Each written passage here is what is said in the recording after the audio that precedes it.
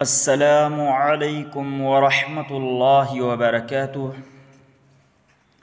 محترم ناظرین، مہنگائی بڑھ گئی ہے تو مزدوروں نے مزدوری بڑھا دی، ڈاکٹروں نے فیس بڑھا دیا، حکومت نے ٹیکس بڑھا دیا، پٹرول اور ڈیزل کی بڑھتی قیمتوں نے ہر چیز کو مہنگا کر دیا۔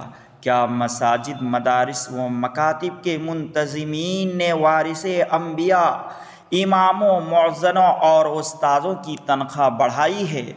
صدروں نے اماموں کی تنخواہ بڑھائی ہے؟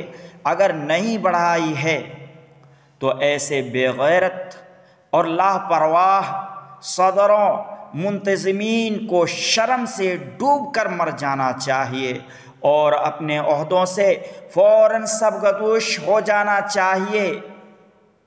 ایسے صدروں کا کوئی کام نہیں، انہیں فوراً استعفیٰ دینا چاہیے۔